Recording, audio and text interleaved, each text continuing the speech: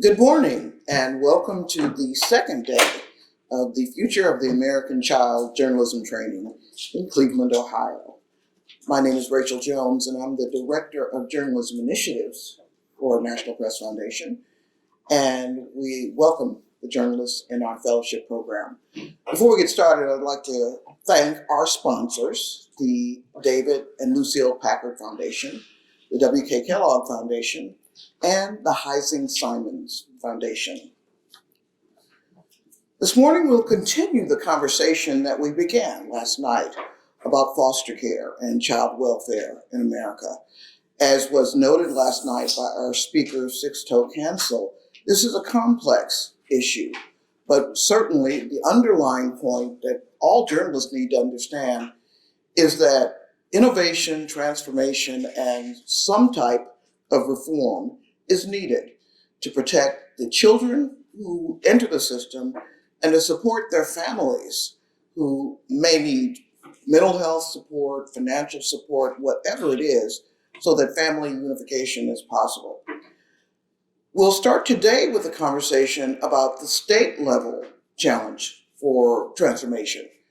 And we'll move then into a conversation about the broader context that's needed for journalists to understand how to cover child welfare reform and foster care. Our first speaker this morning is the Deputy Chief of Staff for Ohio Governor Mike DeWine, LeeAnne Cornyn. And she'll join us to talk about the sort of tipping point that occurred in Ohio that led to their most recent initiatives to transform foster care in Ohio. LeeAnne.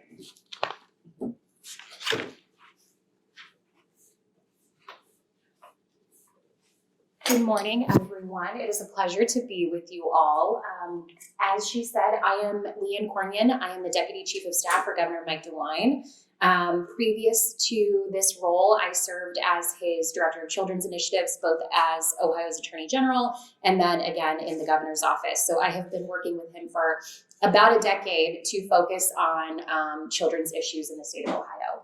So I was asked today to speak to sort of how did Ohio get to this moment where we felt that we authentically had to transform the way that we deliver child welfare services at the local level. But for me, this story goes back much, much further. Governor Mike DeWine, in his very first job out of law school, was an assistant county prosecuting attorney in Greene County, Ohio. And among the very first cases that he was handed when he was a new attorney were cases representing Greene County Children's Services. So he really saw firsthand working with abused and neglected children, working with families, that our system fundamentally was broken and not adequately supporting kids and families, especially our most vulnerable kids. He then moved on to work in the United States Congress as well as the US Senate, where he sort of earned the moniker the children's senator. So Mike DeWine has a very long and illustrious history of focusing on children's issues with a particular focus on child welfare. When he was Attorney General, and that's sort of when I came into the fray and began working with him, his real primary focus was on addressing the opioid epidemic. So this shows some of the overdose deaths that we have been seeing in Ohio, and increasingly we're seeing opioids, fentanyl analogs that are tragically causing the death of hundreds of Ohioans all the time. And this doesn't discriminate. We are actually seeing the biggest increases in rises in opioid overdose deaths or unintentional overdose deaths among African-American males, actually.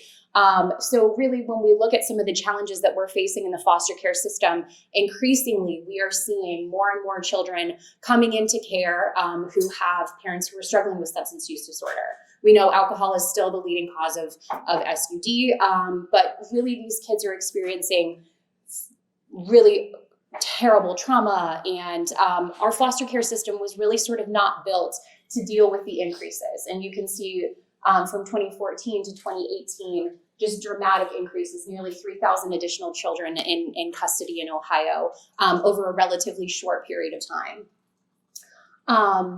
And dramatically increasing removals due to substance use, nearly doubling in that same time period. In 2019, about 1 in 4 of children in custody were there due to parental substance use of some kind. So knowing all of this, as Ohio's Attorney General, Governor DeWine really felt compelled to dig in and use his platform as AG, in addition to his work on combating the opioid epidemic from a legal standpoint, to better support our foster care system. So this really isn't in most states under the purview of the Attorney General's office, but he wanted to act. So we created a program called Ohio START, which stands for Sobriety, Treatment, and Reducing Trauma, which is sort of an offshoot of a national model, which is now in the Family First Prevention Services Clearinghouse at the federal level. So we stood this up in 17 counties in Southern Ohio, where we knew resources were the lowest at the local level and our overdoses were the highest. And since then, we've now expanded it to more than half of the counties in Ohio. One thing I will say that is unique about Ohio is that we're state supervised, county administered. We're one of only 9 states in the nation that have that structure for their human services delivery. So it makes it very complicated to sort of have just sweeping change. We have to really focus on partnering with our county job and family services agencies, with our county child protection agencies to get all of this work underway. So we have since scaled it, as I said, to 54 counties. And this program is focused on when a family comes into the front door of a child welfare agency, what we're trying to, and they have demonstrated child maltreatment and they have a substance use disorder. What we try to do is expedite parental treatment in, alcohol or drug treatment. And then we also immediately connect that child to trauma supports. So we've served 4,000 Ohioans, half of those are children, through Ohio START since we began it in 2017. We're seeing about 50-ish% of families complete the program, which is really exciting when you think about the alternative. Recovery is really difficult and those rates are pretty low. Yes. Sorry, 2 questions. Yes.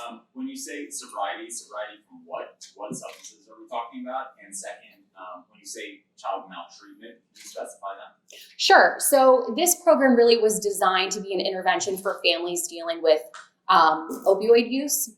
However, we are not prescribing that it has to be. So it could be any family struggling with substance use. So that could be alcohol, it could be cocaine, it could be opioids, any illicit substance. It's designed to help immediately connect that parent into treatment, because that first interaction with the child welfare system is a huge motivator for them to seek out treatment. And when we say maltreatment, we mean abuse, neglect, dependency, any of the 3 sort of reasons that a child can come into the child welfare system. Does that make sense? Okay. So we scale this program to more counties. We also know if kids do have to leave their home, the whole point of Ohio START is to keep families together, get parents connected to treatment, support the behavioral health needs of the child, so that family can stay together or get back together as quickly as possible. Sometimes kids do need out-of-home care though. And we also launched a program called Connect to Family, which is currently in 27 counties across the state. And this helps kids identify kin connections. That can be anything from an aunt, an uncle, a coach, a teacher, someone who that child identifies as a close personal connection, whether that is biologic or not. And this helps build out sort of family trees so that this child has an organic support system in their life. So if they do have to go live with a grandparent or aunt or uncle, we're also providing some of those organic supports around that primary caregiver so that they can thrive and succeed. And it's creating identity and it's creating safety nets for these kids and families so that if they are in out-of-home placement, they are maintaining sort of those bonds. So that's what we were able to do as Attorney General, pretty limited scope. Then Governor DeWine came into the governorship in 2019, and he signed an executive order creating the Governor's Children's Initiative to head up kids' issues across the administration, and gave sort of very clear prescriptive priorities on what the Children's Initiative was supposed to focus on. One of them at the very bottom being reforming the foster care system. So in the governor's first budget, he did a lot of work to address some of the foster care challenges that we were seeing. First and foremost, he created a dedicated position that reports directly to the director of the Department of Job and Family Services, which is our very large human services and workforce development agency. Previously, it was 2 or 3 levels beneath the director. So foster care was not prioritized within that agency structure. We elevated that to have somebody reporting directly to the director on this topic. We then also restructured our Office of Families and Children to be more responsive to county level needs. What we were seeing was the department was going out and doing its federally mandated audits, but we weren't really doing much technical assistance or other support of our county agencies who are really underwater. They already had, dwindling social worker numbers. They had an overwhelming number of kids in custody. So just sort of a recipe for bad things happening. We doubled the amount of money going to county children's services agencies. We worked to standardize social worker onboarding and retention efforts. We simplified foster caregiver training. This is one example of, overreaction to crises. Tragedies would occur and we'd say, oh, well, our foster caregivers need more training. So we've added extra hours. We had among the highest hours of foster caregiver training requirements in the entire nation, but that wasn't necessarily translating to fewer disruptions or, reduced maltreatment of kids in custody who were living with foster caregivers. We simplified that. We developed a rapid response team of social workers who could sort of surge into counties if they were seeing dramatic reductions in their workforce, or if a crisis did occur and they needed some on-the-ground technical assistance. We started a statewide foster caregiver recruitment campaign, which previously was left up to the locals. We started developing some quality metrics that we provided incentive payments to counties if they hit those metrics. We expanded supportive prevention services. We created a multi-system youth fund. We're seeing increasing numbers of kids with juvenile justice involvement or developmental disabilities or behavioral health issues coming into the foster care system. And that's not how our social workers historically were trained to support those folks. So we created a dedicated pot of funding to help connect those kids to supportive services that may have been out of the social service arena. We created a statewide ombudsman office. So did all of this really great work in our first budget, but we were continuing to see numbers increase. So within a matter of, 5 years, we had almost 4,000 more kids in custody. Huge increases in the number of children in care. So we sort of rethought things. The governor said, you know what?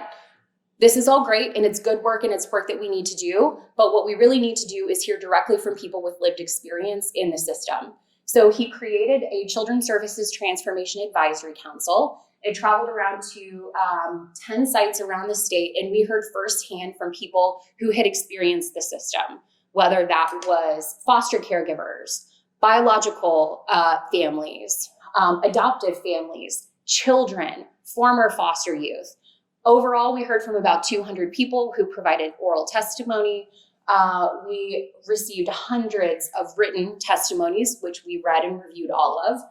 And more than 1,000 people came out, and of those people who testified, 85% had some kind of lived experience. So from hearing all of those stories, the committee developed 37 recommendations across 7 domains. Prevention, meaning preventing kids from even coming into custody in the first place. How are we going to address some of the workforce shortages? In this report, I'll add February of 2020.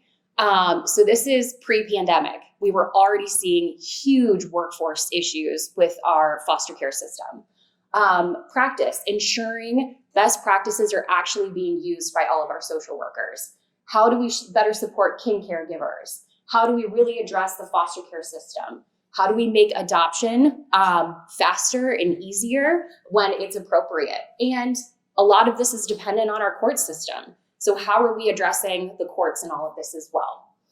So proud to say that in 3 years, all 37 recommendations are either fully implemented or in progress. So recommendations that came directly from people with lived experience. Just highlighting a couple. What we found was kinship caregivers needed more support. We created a kinship and adoption navigator assistance program all across the state to better support kin and adoptive families with accessing resources, knowing what they're eligible for, knowing what's available in their community. We simplified the licensing process. for families who want to become foster caregivers or who want to adopt. We provided additional financial assistance to families. In the foster care space, we are launching a tiered foster care pilot program in our major metropolitan areas. This is making sure that our foster caregivers have increasing skill sets to deal with the medical challenges or behavioral challenges that kids are coming into care with. We developed an adoption resource home assessor program so that we can better assess homes of kinship or foster caregivers. That was honestly one of the biggest delays of people coming into the foster care system. They were waiting 13, 18 months to have their home assessment done so that they could actually start welcoming children into their home. So we expedited that, 50% reduction in processing time. All sorts of additional efforts that we've adopted over the years in each of these domains. And what we're seeing, shockingly, when you listen to the people who have lived experience, you listen to their voice, you start implementing their recommendations, we're seeing some rays of sunshine coming into Ohio. We've seen a reduction in the number of children coming into care, and on things like timely investigations. We're seeing an increase because we're incentivizing financially counties to meet those timely investigation requirements, from 68% in 2019 to over 75% of our incoming referrals we're investigating in a timely manner. There was a very unfortunate tragedy that happened in Dayton, Ohio, where a young boy was repeatedly referred to Children's Services for abuse, and he was ultimately brutally murdered by his father. And Children's Services had never really done an adequate investigation, spoken to the family, spoken to the boy, in spite of repeated calls from his educators and others in his life that he needed assistance.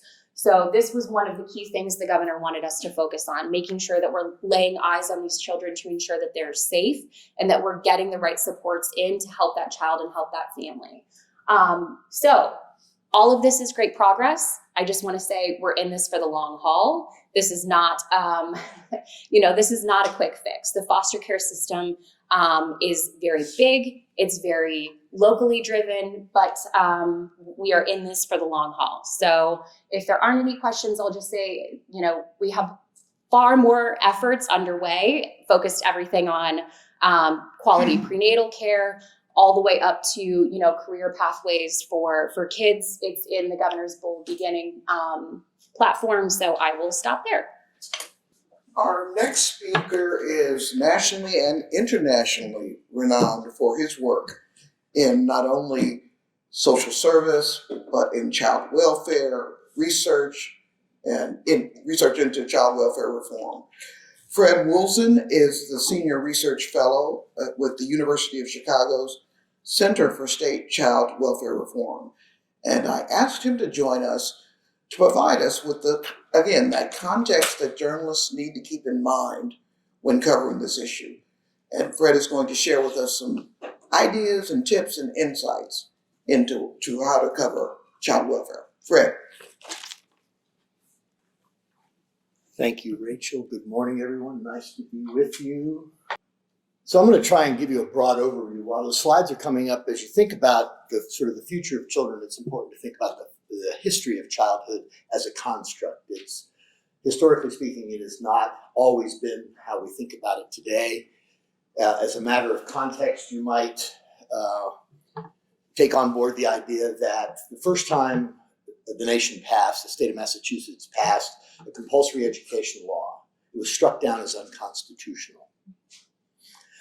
And it's important to understand why that was true then, what we did as a nation to overcome the constitutionality of that issue, and how these themes play out throughout our contemporary policy issues as it relates to children, childhood, parents, communities, and whatnot. And so as you contemplate the future, think about how these issues have played out in the past, because these are recurring themes in American public policy discourse. I thought I would just sort of title this very simply. Let's sort of step back. You heard from LeeAnne sort of the day-to-day gritty work of managing the child welfare system. Sometimes it's important to step back a little bit So I want to do that with you today. So the first thing I'll do is ask whether or not you recognize this story. 50,000 to under 7,000. 1996 to 2023. The change in the number of children in foster care in New York City over that period of time. This is a tremendous amount of change. I think if LeeAnne were to say we could generate that kind of reduction in the foster care population in Ohio, there isn't anybody who would today look forward to that time when that reduction had been accomplished and not acknowledge it as an accomplishment. When she says they're in it for the long haul, this is what she means by that. This is 27 years worth of deliberate, focused attention to the public child welfare system. And I can tell you that the press coverage of the system today is as unrelenting as it was in 1996.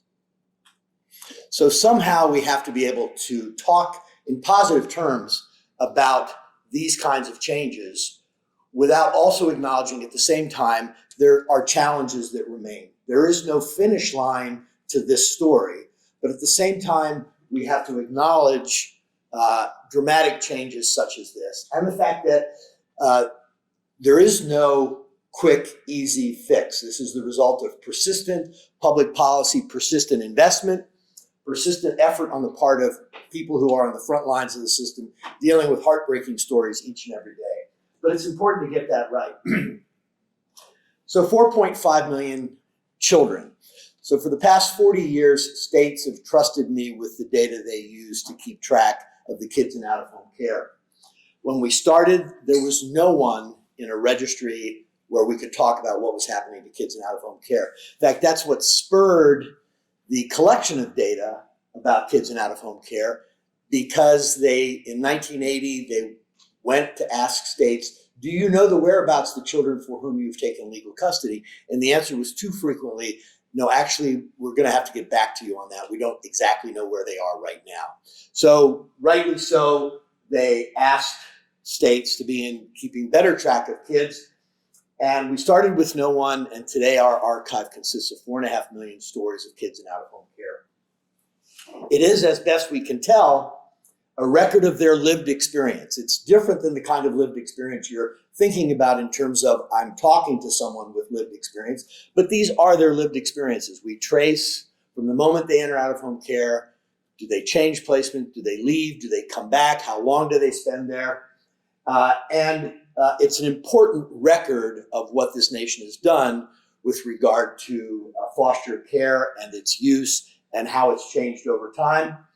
And pretty much every day I talk to these kids one way or another, not literally, but figuratively. I try to understand their narratives, simple though it is, their narratives of time spent away from their families. We often use very emotional words to describe what's going on, but what's really taking place is that these children are spending some portion of their childhood being raised by somebody else. And the question from a public policy perspective is, when do we do that? When do we ask someone else to take care of someone else's children?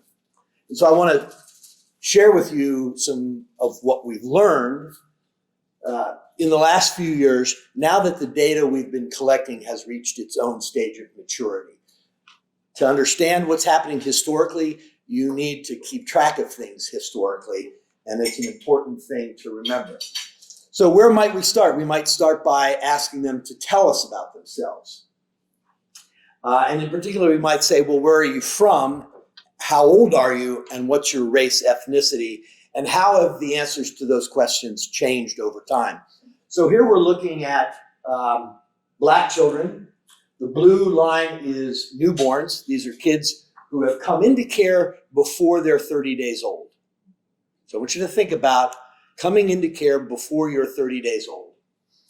Infants is the gold bar, and 1 to 17-year-olds. We could differentiate that for sure in other more nuanced ways, but for simplicity's sake, 1 to 17-year-olds.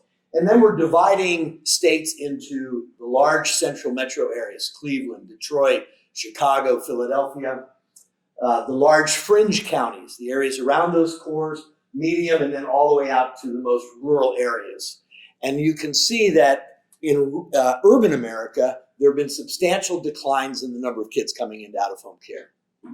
When we look further and further away from the urban core, we see not declines in the number of kids coming into out-of-home care, but increases in the number of kids coming into out-of-home care. And I should say this is from the years 2000 to 2015. So we're seeing declines in kids in urban areas, and as you move away from the urban areas, there's actually been an increase in the number of kids coming in out-of-home care. And that speaks to one of the themes, I think, of LeeAnne's remarks in terms of what they were seeing, not just in urban areas, but we don't spend as much time talking about what's taking place in rural America, and the changes there are very profound. So that's Black children. This is the same graph for Hispanic children.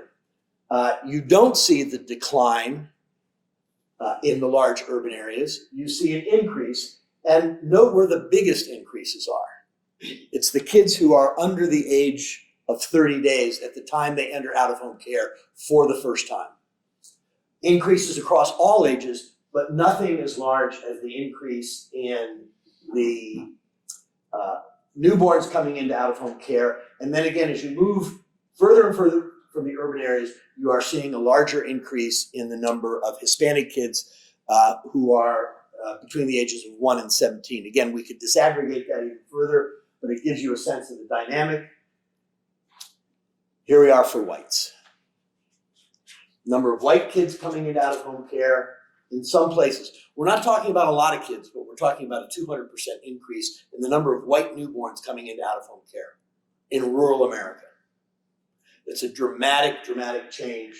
Obviously, increases for the infants as well. And then again, the older kids, 1 to 17-year-olds, you're not really seeing that until you get out to the non-urban areas. So again, moving away from urban to non-urban areas, we're seeing increases.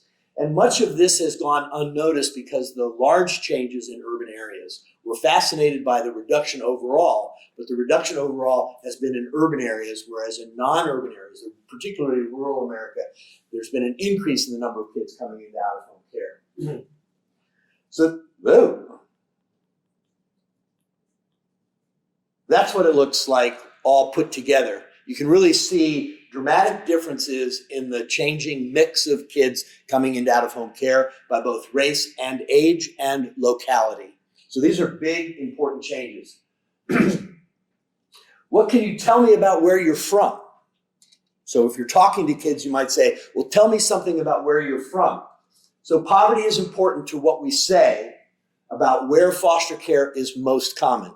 The thing I'm primarily interested in the presentation today is asking the question, where is it most common? Not who's most likely to come into care, but where is it most common and how is that changing? So poverty is important. I'm speaking today about counties in America, about 1,000 counties over this period of time. And I can tell you that, if I'm sure you know this, but poverty has changed a lot in this country from 2000. Question is, how has that change affected the geography of foster care? How is the change in poverty related to the changes we saw among Blacks, whites, and Hispanics in the prior slides? Should we expect to find more foster care being used where poverty rates are higher? One would assume that to be the case, but oddly enough, it's not studied as frequently as it might be. And should we expect the same answer when we're talking about Black poverty and white poverty? Hispanic poverty as well. The details I'll go into are about Black and white. It's an equally important issue for all children, regardless of their race and ethnicity, cultural background. But here we're going to simply ask whether or not the relationship between poverty and placement is the same for whites and Blacks. So here we have on the left, Black child poverty, 3 years, 2000, 2010, 2015. The x-axis is the poverty rate. The y-axis is the placement rate. So this is the relationship between Black child poverty and Black child placement rates. And the blue line tells you the extent to which, as poverty rates for blacks goes up, how does the placement rate change? Because that's the relationship between poverty and placement. And we would assume that the relationship between poverty and placement is such that as poverty goes up, we should expect more frequent use of foster care. That is generally true, although it's moderately true for black child poverty and black child placement rates. The flatness of that line suggests that as one moves from counties with low black child poverty to counties with high black poverty, the change in the rate of placement is not as dramatic as it is for white poverty and white child placement rates. So the answer to the question, should we expect the same answer? We might have expected the same answer, that there would be a strong positive relationship regardless of whether we're looking at white or black child poverty. But as it turns out, the relationship is very different. The relationship between poverty and placement frequency depends on whether we're talking about white child poverty or black child poverty. What can you tell us about this disparity? So we're seeing changes in poverty, we're seeing changes in placement rate. How has that affected what we see? So the gold bar is the overall admission rate per 1,000. The blue bar is the black child admission rate. The orange, I guess, the burnt orange is the white child admission rate. And the line is disparity. It's the difference between the two placement rates. And what you can see is that actually there's been a 1/3 reduction in disparity in this country from 2000 to the present day. Again, I think if you were to say we're going to set out and introduce a series of initiatives in order to lower disparity, and we were going to get to a 1/3 reduction in the rate of disparity, that would not be disregarded as insignificant insofar as accomplishments are concerned. Not to suggest we should be sanguine about the fact that black kids are still twice as likely to go into out-of-home care as white children are, but the differences are smaller than they were 2 decades ago. It's important context in order to understand what's going on. How did that come about? Because of the larger increases in white poverty.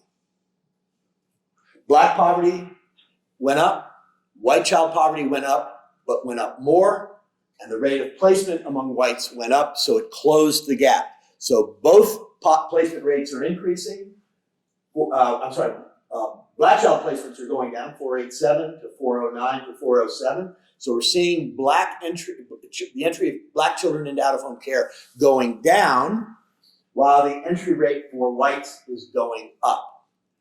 And that's a rural-urban phenomenon. You saw the change in urban areas, which is where, for the most part, not exclusively, of course, black kids live, versus rural America, where predominantly white children are living. And so what that has done is it has changed the disparity rate in the country. So let's talk more about where you're from. How did the changes in poverty affect placement rates? At the county level, what we want to understand is that there are black families and white families, not to mention all the other families, that live together in the same general area.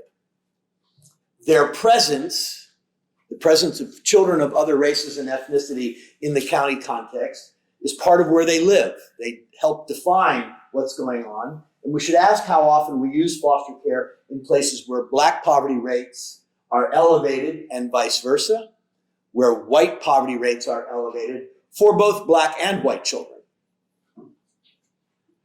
So, what have we learned? Placement is more common in counties where poverty is more common, regardless of race. As poverty increases, so too does the placement rate. Black children are more likely to spend some time in foster care than white children. Sort of the debate that there is or is not disparity, there's really not much of a debate. Black children are more likely to spend time in foster care than white children, but it's not true everywhere.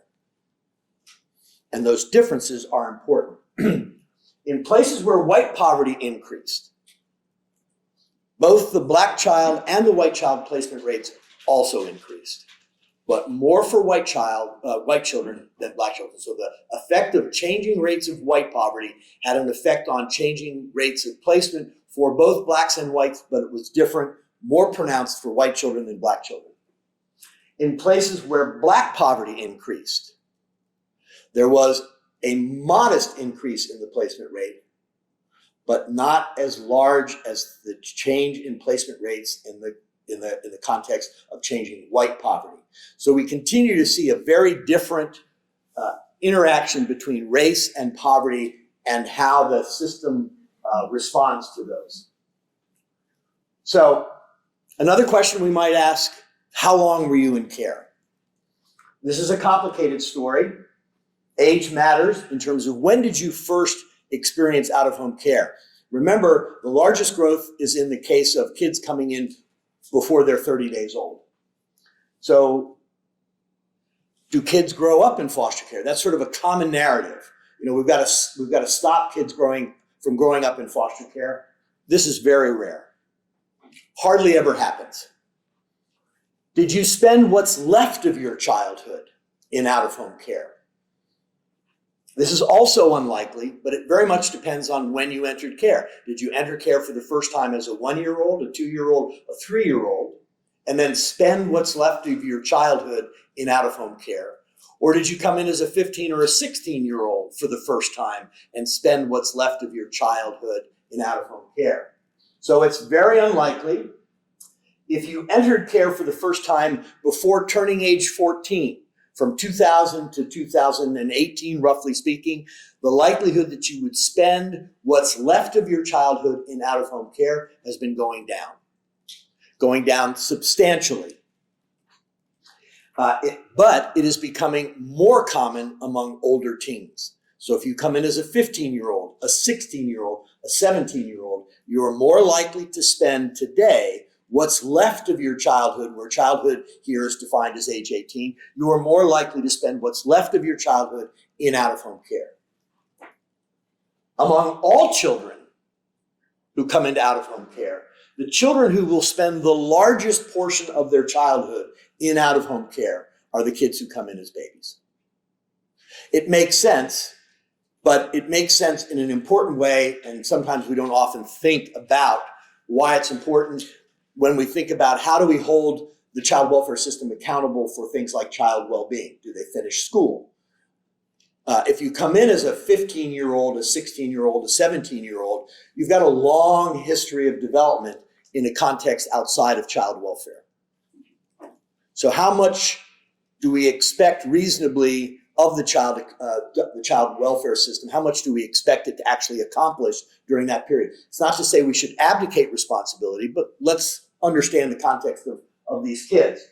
And then for the kids who have the greatest exposure, if you think about this from a dose response perspective, how much did you get and what was the impact of what you got on your development? The kids getting the largest dose are the kids who are the youngest, and they are the largest group coming into out-of-home care. And I would say on a proportionate basis, they get far less attention than the older kids do. What about race and ethnicity? Do some children spend more time in foster care than others? Again, this is a conditional, our response is conditional. There's a temptation to paint the child welfare system in the United States with one big broad brush, and that's very difficult to do. The difference in how long Black children spend is not what it once was. So we used to be able to say more or less globally that Black kids stay in foster care longer than white kids. That is no longer the case. It's a much more diverse narrative than it was 20 years ago. There are a number of states where Black kids spend less time in foster care than whites. The challenge is we don't know whether or not that's a good thing or not. We know from a public policy perspective, we're trying to shorten the time that kids spend in out-of-home care, but whether or not from a well-being perspective, that's a good idea, not a good idea, we're not really in a position yet to evaluate the answer to that question. But in a number of states, Black kids spend less time in out-of-home care than white kids do. Hispanic kids, it's a different story. And it depends very much on whether you're looking at reunification, adoption, or guardianship. So the line across the top is what it would look like if everybody was leaving the foster care system at the same rate. You can see for reunification, there's really very little difference. Reunification rates for Hispanics are slightly elevated compared to whites and black kids. Guardianship, black kids actually leave the system to guardianship more quickly than children of other races and ethnicities. And the sticking point is adoption. Getting kids out the door to adoption for black kids continues to be and has been a persistent issue overall. But you also have to remember that increasing adoptions comes at a cost of reunification and guardianship. It's very difficult to get better at all three of these things at the same time, because if I discharge somebody to reunification, the possibility of adoption is gone. If I get somebody adopted, the possibility of reunification and guardianship is gone. So how do you maximize all of these ways of leaving the system when at the end of the day, you can't improve on all of them at the same time? So how we accomplish this is very important. And then the last question we might want to ask ourselves is, how much do we spend on foster care? This is another hard question because it really depends on how much group care you use. So foster family care, let's say it's $85 a day. Non-family care, group care, residential care can run upwards $150, $200, $300 a day, depending upon the level of service being provided. So understanding on a per child basis, I have to ask the question, well, how much group care are we talking about in order to get an accurate unit cost? So I'm gonna focus on infants, because infants, first of all, they're a large group. Second of all, they don't use much group care, so I don't have to worry about balancing into my estimates the cost of group care. I'm also going to focus on a per capita spending as opposed to a per child spending, which is the way this is usually done. And so per capita spending. So this is how much money per 1,000 children living in a county are we spending. So the range is from 1.3 million on the low side to 2.9 million on the high side. So there are places in this country where we are spending $2.9 million per 1,000 children in the general population. And there are other places where we're spending 1.3 million. That is a lot of disparity. So almost 2.5 times, more than 2.5 times as much. So how does this align with poverty, the spending? One would think that the per capita spending would go up as poverty goes up. But what we're seeing now is that as poverty disparity goes down, that is to say, the black child poverty rates and the white child poverty rates are getting closer together. Spending per capita goes down, not up.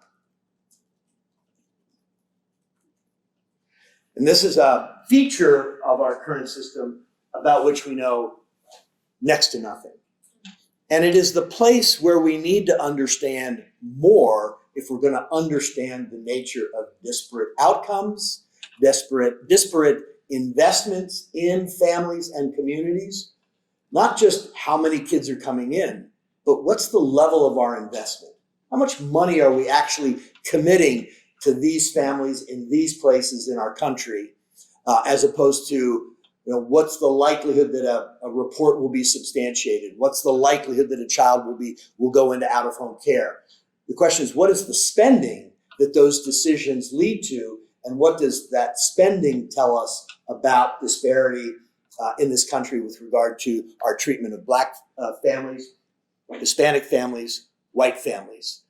And therein lies the question of disparity and unequal treatment in terms of kids in out-of-home care. So I'll stop there and we can take some questions. I hope I have. Thank you so much. LeeAnne, would you join us up front? Again, I think I mentioned the other day that my preliminary conversation with Fred really opened up an incredible avenue or window in my mind about the need to almost go against my journalistic training, which is it has to have tension. It has to have a problem being followed. There has to be a tragedy when it comes to covering a particular topic. It's truly important in these kinds of conversations, particularly about transformation of a system, about whether to throw the whole thing out or, start all over again. It's so important to have that kind of information to back up our reporting. So I'll first ask, are there any questions? I have several, but let's start here. Wait for the mic and introduce yourself, please. Thank you very much, both of you, for the information this morning. I'm Mary Plum with NBC News. I'm a national field producer based in New York that travel the nation. I was intrigued by the rise in the number, Fred, of the cases you're talking about, of foster cases in rural America. And so I just had a couple of questions on that note. You talked about poverty, is it drug related as well? Are you finding in these rural areas sufficient foster families? And I guess for both of you, some of the tragic stories we've covered over the years are children, when they continue in the system, sometimes going into abusive foster homes. So what checks and balances are in place to monitor, have those changed over the years of some kind of quality control for the homes in which the children are entering? I'll let you take the operational question, if you don't mind, the issue around foster parents. And then I can talk a little bit about the issue of poverty and drug use and what have you, and where that fits into the picture. Sure. In Ohio, and again, Ohio is very different from how this operates in most states. We're a state supervised county administered system. So while we're at the state level trying to attract more foster caregivers, they're effectively licensed at the local level. We did stand up an ombudsman office so that we can have one of the things that we heard frequently from foster youth who testified before our committee was they didn't feel like they had a voice. If they felt like they were being abused or neglected by their foster caregivers, they didn't have an avenue to authentically have that investigated. So we did create a youth ombudsman office in Ohio to investigate allegations of abuse or neglect by foster caregivers. But that was just sort of stood up about less than a year ago. So we don't have really good data on that. I don't know how we would operate in a state supervised states or state administered state. So I might defer to you on that, but that's sort of how we're at least operationalizing that in Ohio. Yeah, LeeAnne makes an important point, and whether or not this is part of your background understanding, there are state administered, state supervised systems. And then there are state supervised, county administered systems. The best way to think about that in black and white terms is that in a state supervised, county administered system, the CPS employees are county employees. In a state supervised system, a state administered system, they're state employees. So each county is its own child welfare system. And so to the point of the state's trying to create a framework, much like the federal government creates a framework for the many states, the state is trying to create within the federal framework a state framework for the many counties that operate there. So you're trying to give counties discretion, but trying to create a framework that sort of bounds the expression of the county level discretion. On the foster parent side, we do a much better job than we used to of keeping track of the foster parents. Just like we didn't keep track of foster kids, we didn't really keep track of when is a foster parent eligible to take children. Have they gone through the licensing process? How long does that take? Once they're there, how long does it take to get them their first child? So, for example, one of the things that we can do now is ask the question, how many children who are going into out-of-home care for the first time are being placed with a foster home who's taking a child for the first time? And do the outcomes for those circumstances differ than the outcomes when that child, had they gone to a family that was more experienced? And it doesn't matter whether it's a young child or an older child, sort of rating and understanding the experience of the foster parent. But we don't do nearly enough with the data that we have to do that. So one of the popular narratives is we don't have enough foster homes.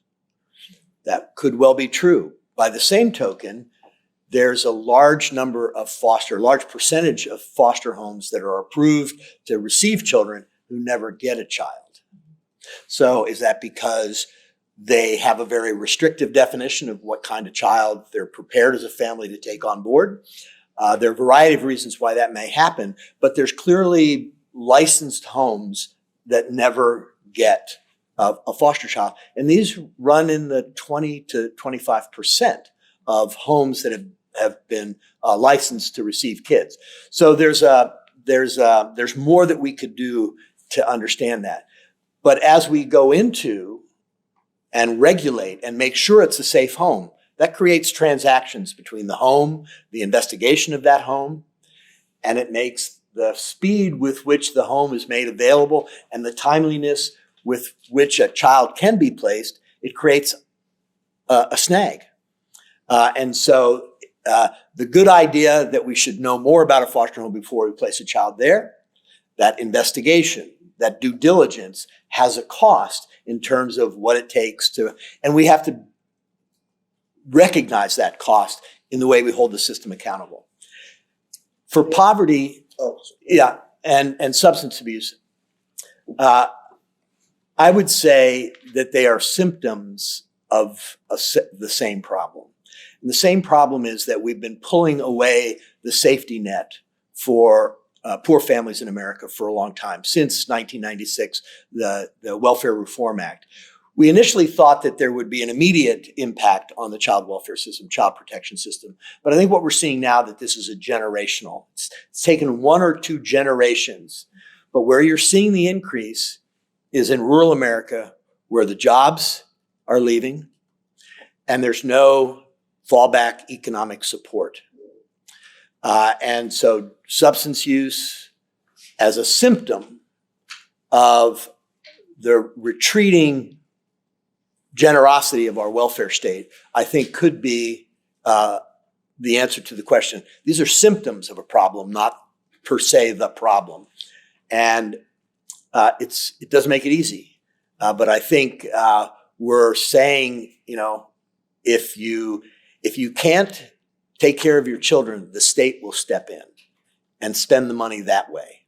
We have to ask ourselves whether that's actually the most efficient way to support children in our common task of raising children to adulthood.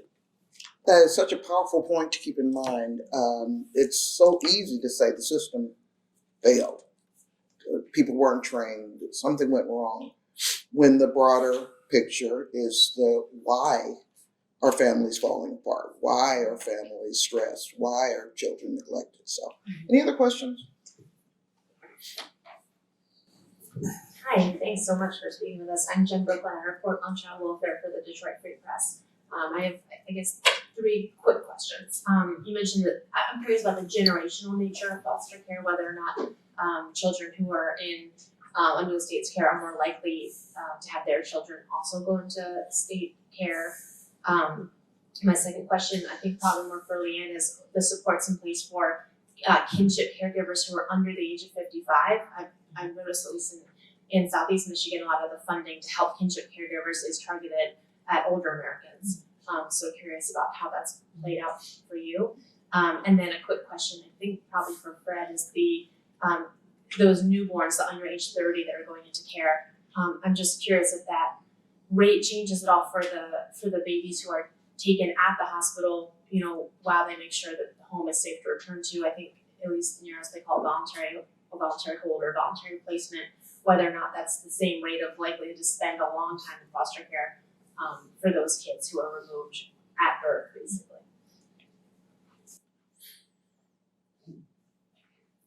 Remind me of your first question. I was thinking. Generational, whether or not Oh, it's yes. cyclical.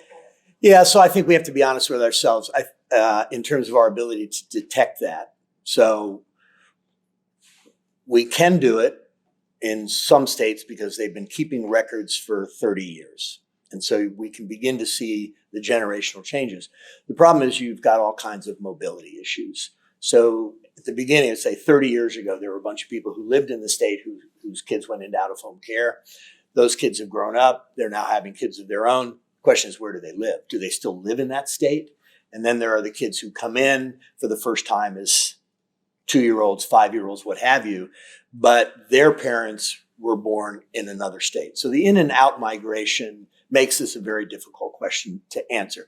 I'm sure it's implicated, but the accuracy of those estimates from an administrative data perspective, I think are hard to nail down. I would second that. All we have is purely anecdotal here in Ohio.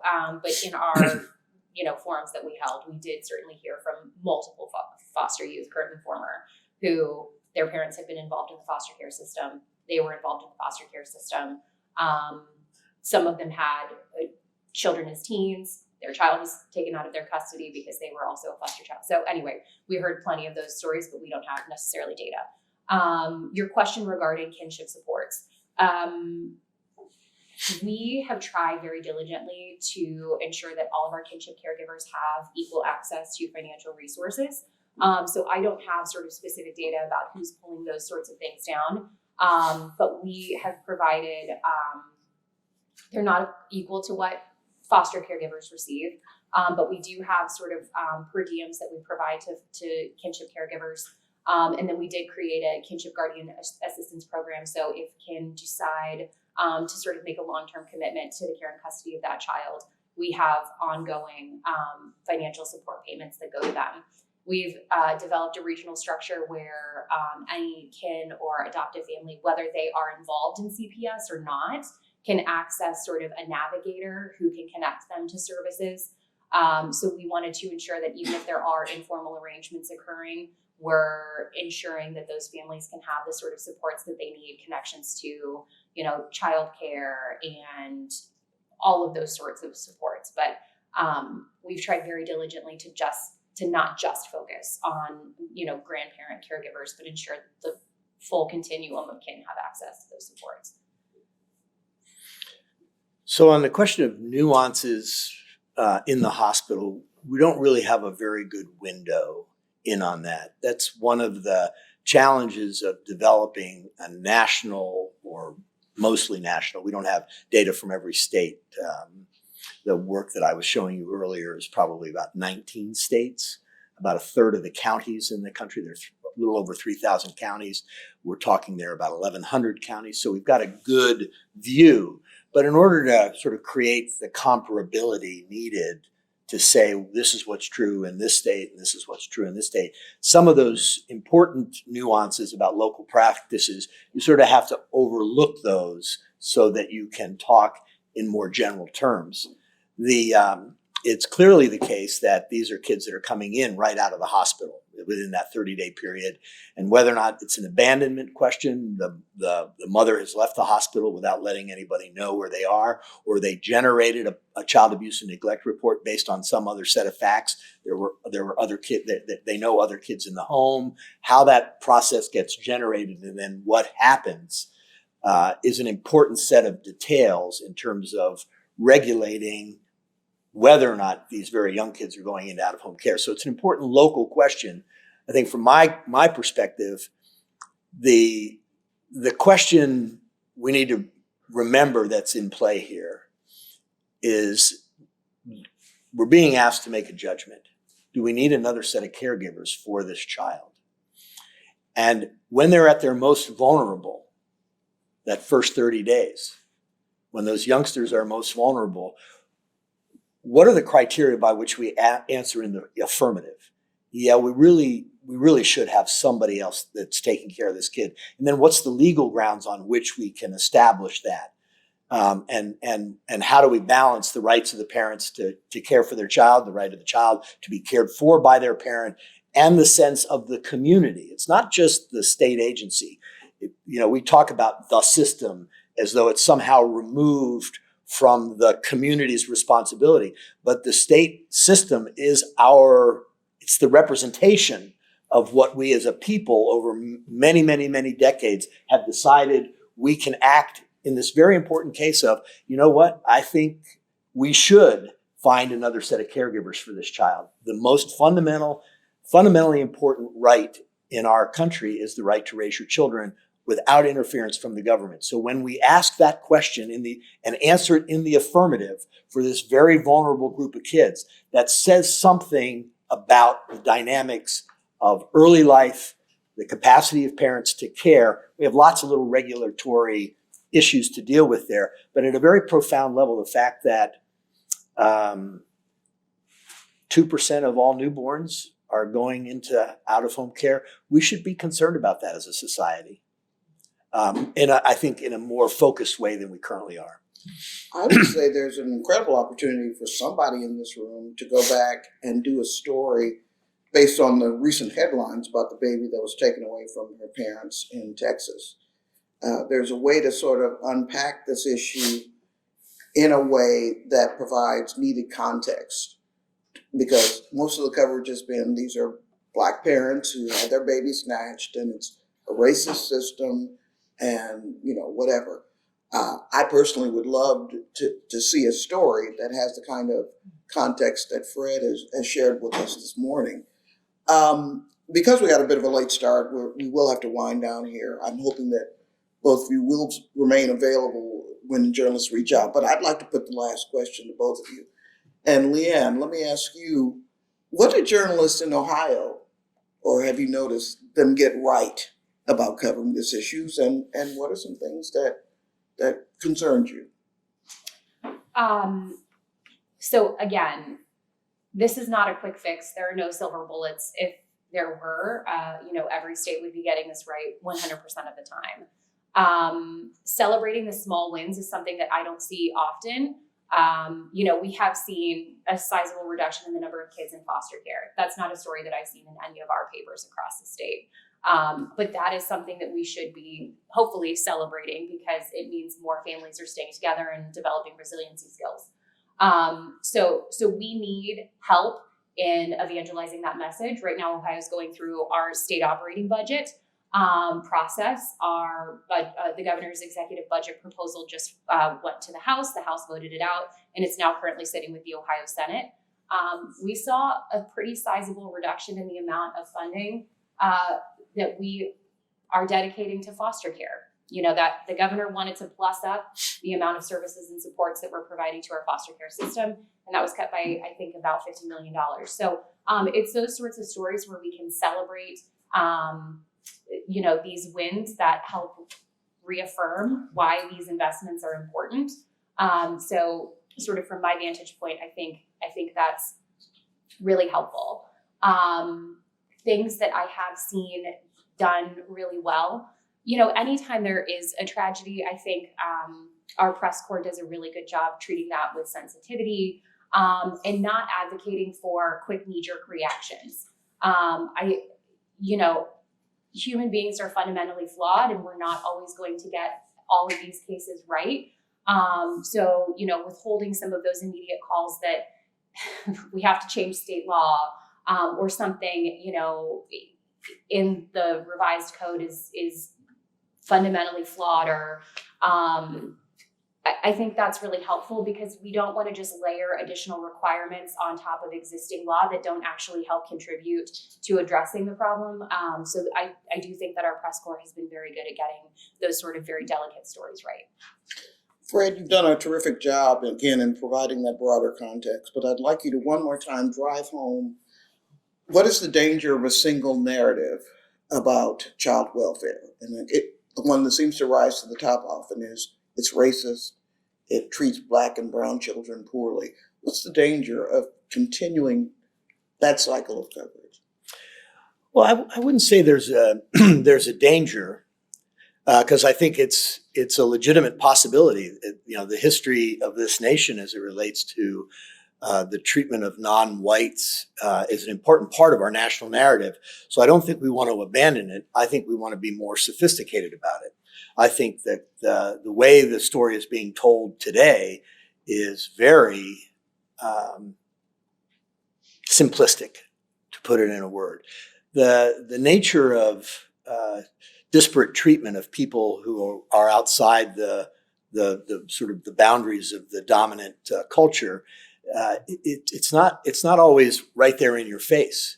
That discrimination is often in the subtle transactions and the cumulative effect of those subtle transactions. And so to understand the nature of it, we need to move beyond the simplistic, beyond the observation that Black kids stay in foster care shorter or longer than white kids. Is that a good thing? I mean, if we were to find that Black kids and white kids have the same probability of going into out-of-home care, and we know what we know about poverty's impact on a family's ability to care for their children, we would be left to ask, well, why are those entry rates the same when we know poverty rates are so much higher? So there's a very complicated narrative. I would never suggest that we should stop looking for the possibility, but I would suggest that we need to get better at it.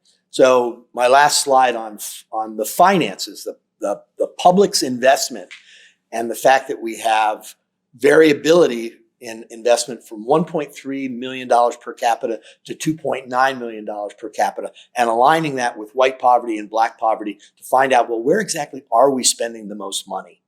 And what does that say about our willingness to respond equally to children of different races and ethnicities? So I think to move the conversation forward is to move your reporting of the issue from the simplistic to the more nuanced, the more detailed, the more historical, and trying to find a way to communicate that in a way that you don't lose your readers, because I know that you're also writing to your readers and how much time your readers are willing to give this sort of story as compared to the other stories that you might be covering. And I realize that that's a very difficult balance, but in service to our children and their families, we have to get to that nuance, and we have to get the general public to go along for the ride.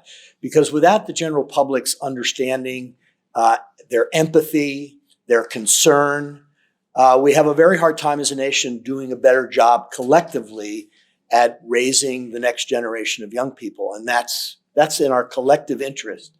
So I think that's a terrific note to end on. And so I'd like to take this opportunity to thank Fred Wulczyn and LeeAnne Cornyn for joining us this morning. Thank you both so much.